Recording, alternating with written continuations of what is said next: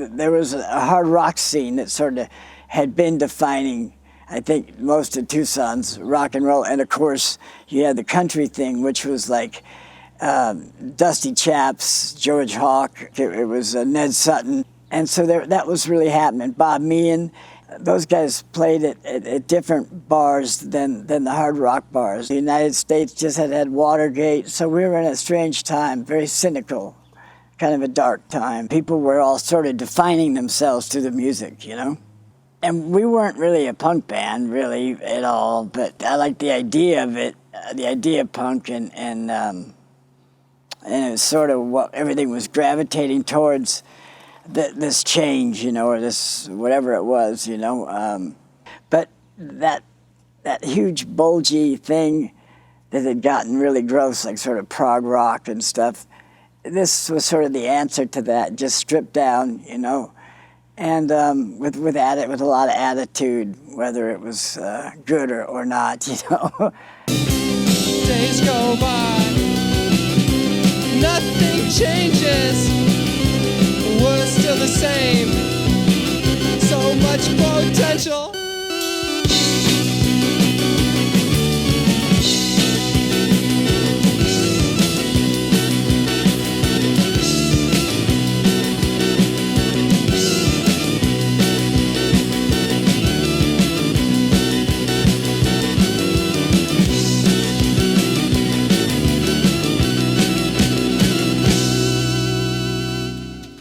It's something I've always wanted to do.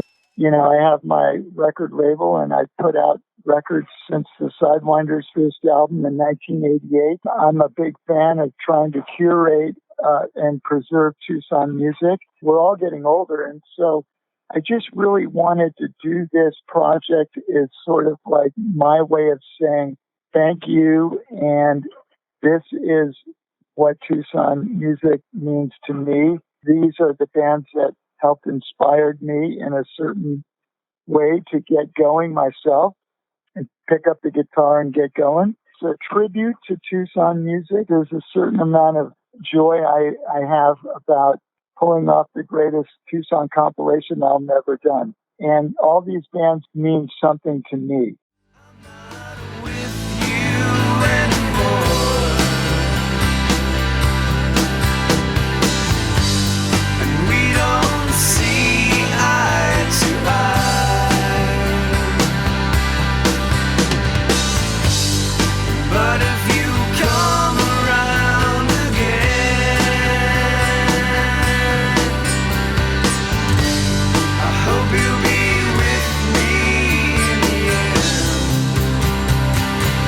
Tucson was awash in drug money, so a lot of people were at the bars, and consequently there were a lot of bars. There were some good bands there, though. What was good about it was they were willing to play it on the radio.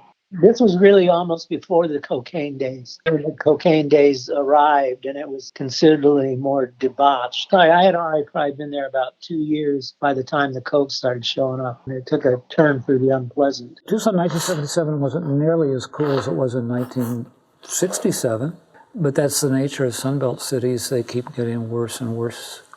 There were a lot of places to play. There were a lot of bands playing every night. There were a lot of musicians making a living playing in Tucson. There's a real vibrant scene of people filling up clubs. I think it was largely fueled by the drug trade because so many drugs came through Tucson. And so there were all these young millionaires. But yeah, there were these guys with names like Pineapple and Toad who were 20 years old and had $1 million. It came through Mexico and came through Tucson and then went to wherever it went. When we were in Tucson, we'd play every night. The places would be packed. It had been that way in the 60s too, but in the 70s it was like that. And of course, it was in between the birth control pill and AIDS. So this is a very good time for people to go out and meet people and have fun. But it was great. I mean, we had a wonderful time. We could play original music and make lots of money and then play to appreciative crowds. And you, by the time you parked and got your instrument ready and got in the door, you were just stoned. in a period of about 50 feet. It's here, man, here, man. So it was a lot of fun. There was a lot of brain damage in those days. As a matter of fact, I'm paying for various things now. But it was innocent. They were different up in Phoenix. You know, back then there was still a political difference. Tucson was more sort of a hippie town. And also, we weren't into the hard drugs. Like, you know, Phoenix was sort of a different scene, you know, where they were all like into heroin and stuff. We were all just sort of beer and pot, and, you know, sure, there was some parties at Surfer Hollow where maybe too many Quaaludes went around. But, you know, nobody ever, you know, wound up doing something psychotic and hurting a bunch of people on Quaaludes.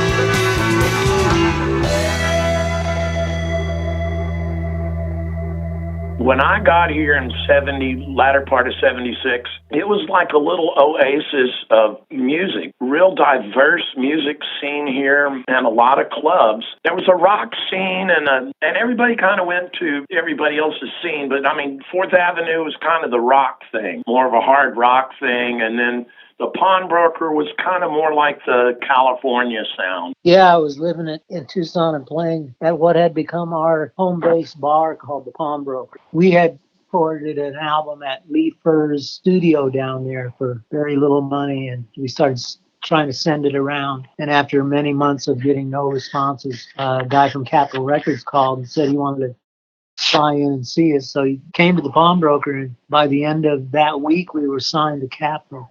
You know, there were different categories of clubs at that time. There was also a pretty serious jazz scene here in town. And Tucson, actually, because of the School of Music, really had a lot of serious musicians as well, not just the guys that learned 3 chords and were playing, you know, the punk scene. Boy, you know, the truth of the matter is that you could go and see on any given night a whole plethora of different styles, not just bands, but stylistically there was a lot of stuff out there. There really was. The Oxbow was home away from home, you know.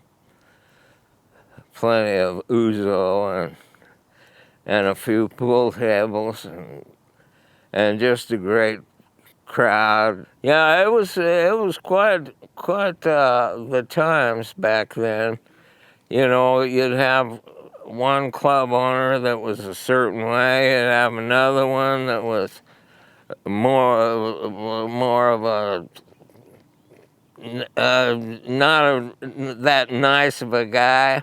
It was when you are talking to the band guys and go, you know, they're not coming to hear us like they used to. And the next thing you knew is the thing had burned down. Just for some reason, it caught on fire and burned right to the ground. The Pedestrians were like kind of a sort of a new wave, like modern kind of cover band. And they got a gig at this place called Pearl's Hurricane downtown, which was unusual. It was like, wasn't a venue normally. There was a rowdy crowd, and they all wanted to beat up the punk rockers. So I get to pretend like I fought somebody or whatever. The Hurricane was right downtown. At that time, it was like the Esquire, the Manhattan. There was a little, like a little porn shop where you put in change and the thing goes up. Everything was very different. There's places for ID, a pawn shop where they ran a lot of hot jewelry. And behind that was Myra Street and all this Vadio, you know.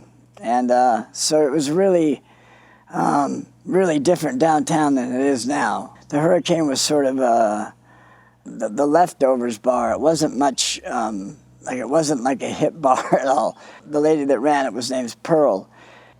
Well, she looked like she lived life pretty fast and pretty hard.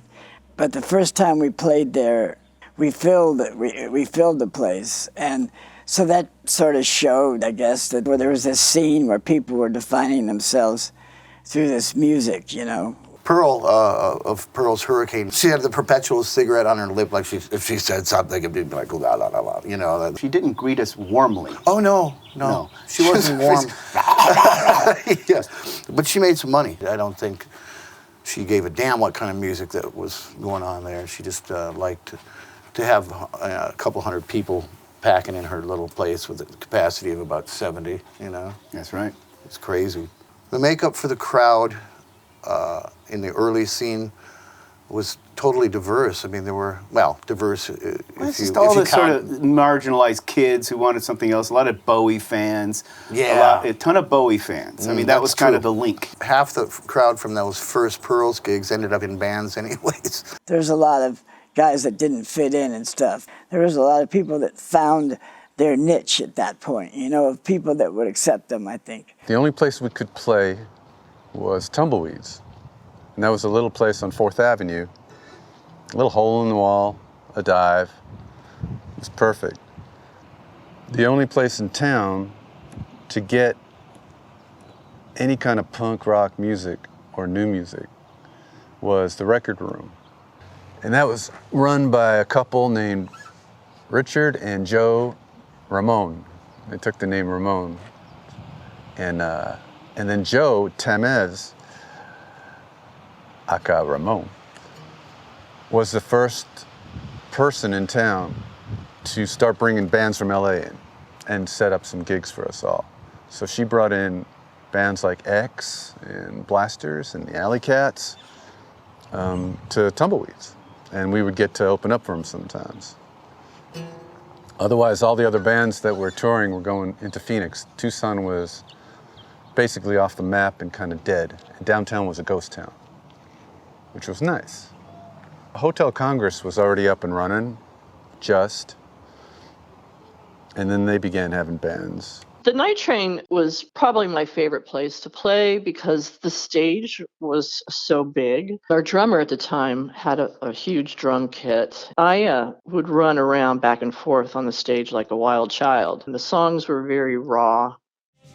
You're so far away, I can stroll in just any day, but when I see you, we can laugh our fears away.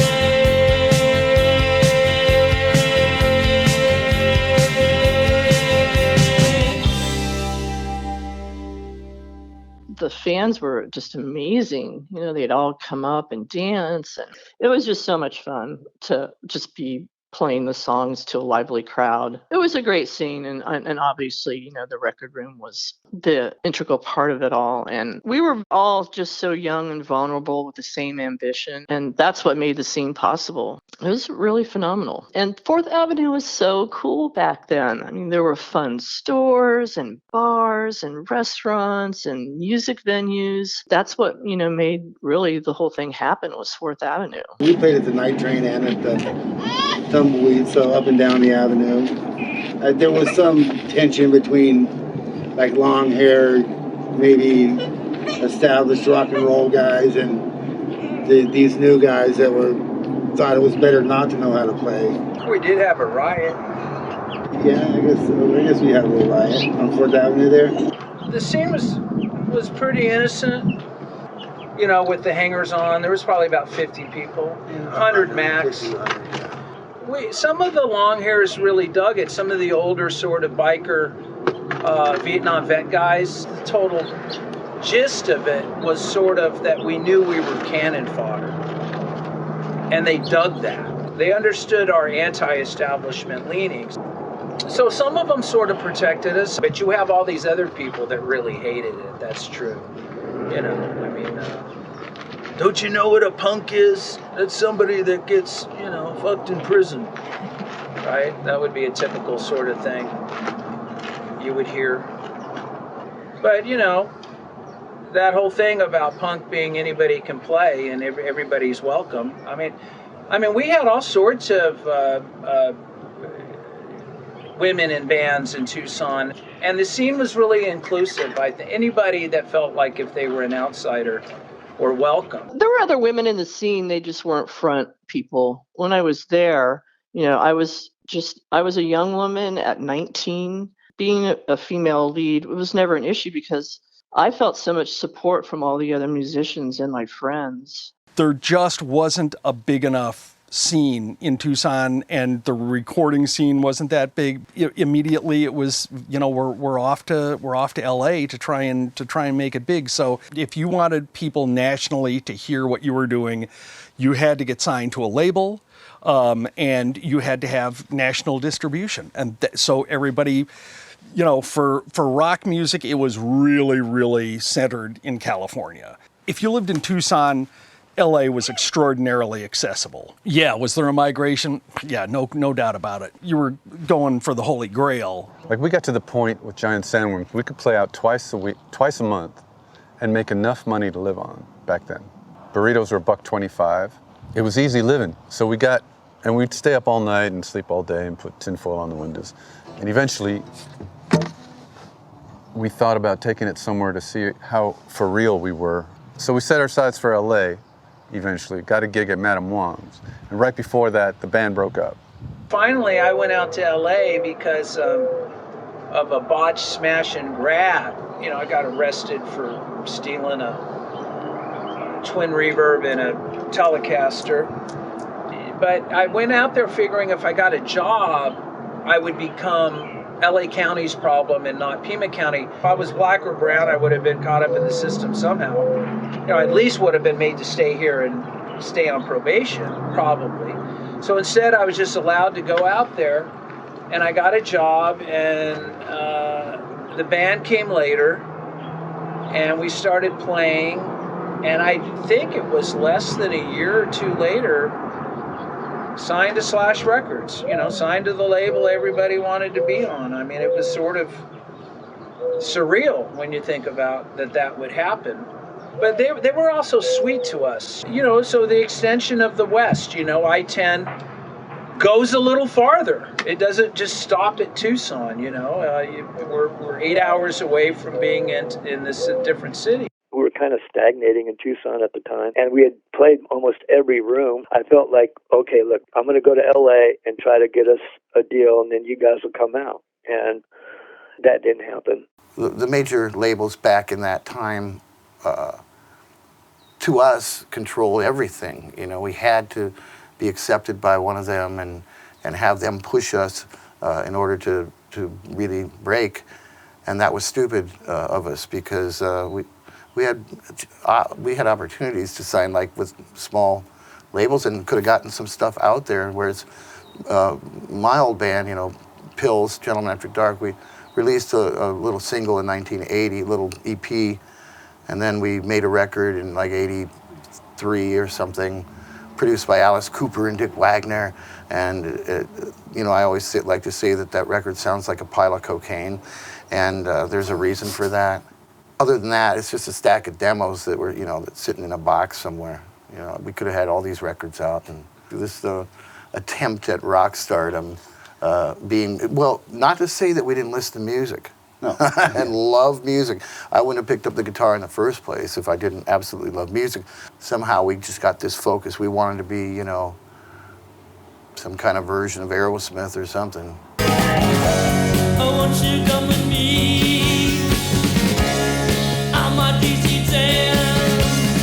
We'll fly away. We won't see us again.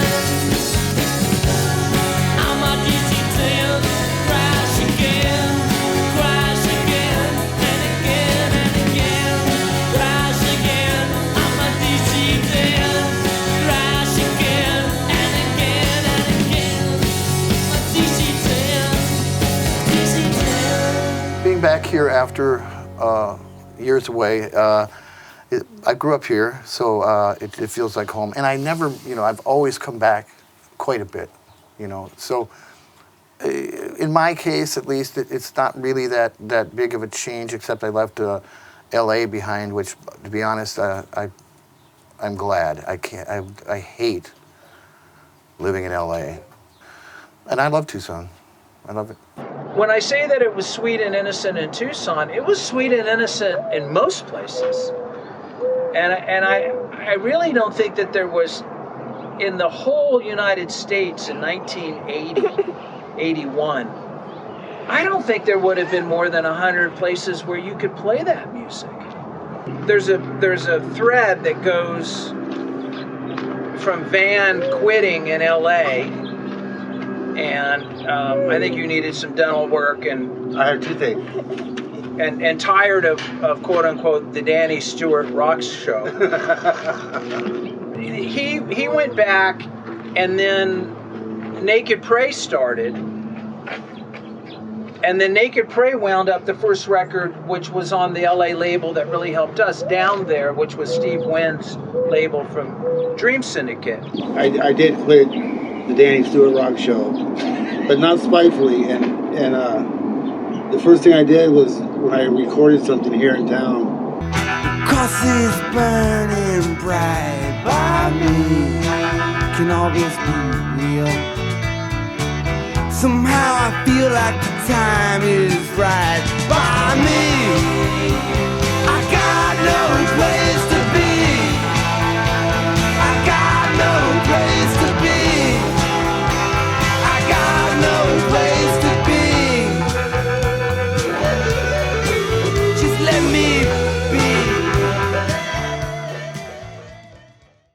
We never thought about anything but playing locally, and then, oh, let's make a record. And then we just thought we never had any ambition, really. It just sort of, except doing the next step that you kind of do. Yeah, let's make a record, and oh, maybe we should go on a tour. And so we just started putting a tour together, and we go to play South by Southwest. Then you go, okay, let's string a bunch of shows along the East Coast. So we just kept playing. We just started calling college radio stations. We're just so naive. Say, hey, we're touring a band. We're the Sidewinders, and we'd like to see if you can play our records. So we were sort of like Mr. Magoo traveling through the East Coast. You know, just, oh, let's play a show. We'd get to another club where we weren't actually booked, and we knocked on the door. We don't have a band tonight. Well, I guess you can play. Go ahead and play over there if you want. That kind of tour. And we kind of got good at what we did. Eventually, we ended up knowing that we were going to get this RCA showcase. We had a 45-minute set that was pretty concise. You know what, we just don't want to fuck this up. And we get off the stage, and the guy from RCA, the guy from TVT Records, the guy from CBS Records were just all there and saying, God, that was great. We want to sign you, want to sign you. The RCA goes, you're in. I think if I were to pick the greatest night of my life, it would be that night. It was shocking. It's like, you're kidding me? This is like winning the lottery. I don't really believe it's happening.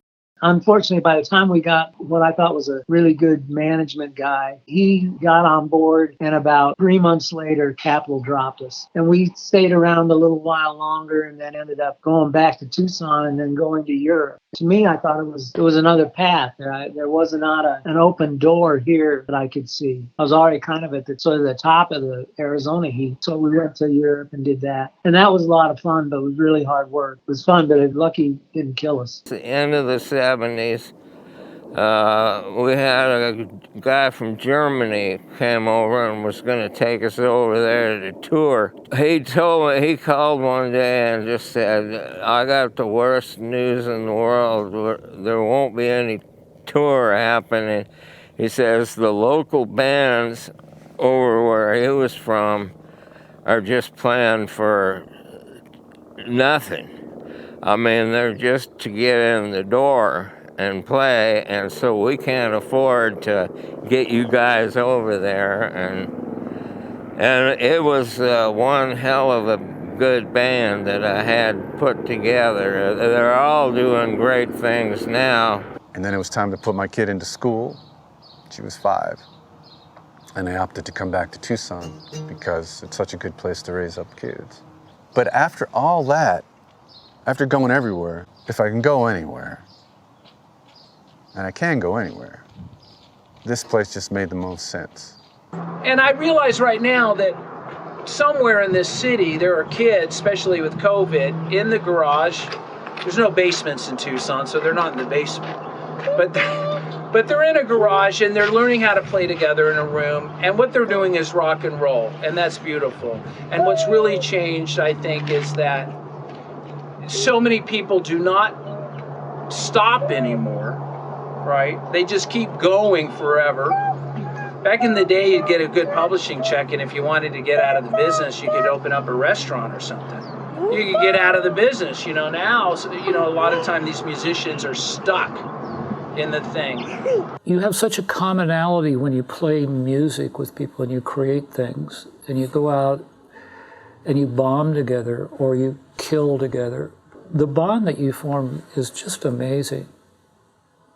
It's impossible to really describe it because there's nothing else like it. And you just want to keep doing that because the high from that, the transcendence that you get from that is unlike anything else. And after a good night, you're just so high. And hopefully the audience has the same high. But you do it because of those 2 hours. And the 2 hours make it all worthwhile.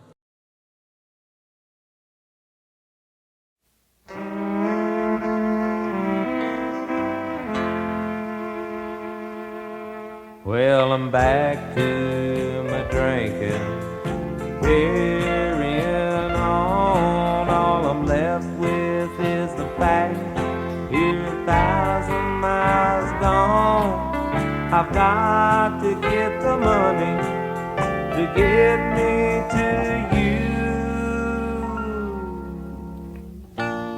But all I seem to get is just enough to buy me a few. Oh, Suzie,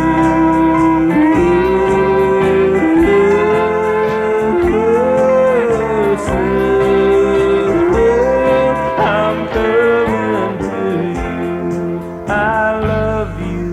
I need to be by your side. Warn the folks up in Frisco, I'm ready to ride. I need you, I want you to be by my side. Tell them straight on through Oakland, I'm ready to ride.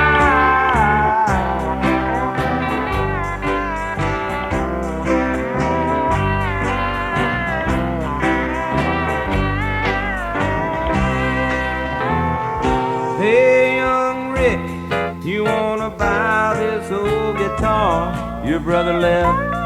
Well, I know it's kinda yours, but I'm a kind of in debt, and my old buddy Keith, can you lend me a few for the road?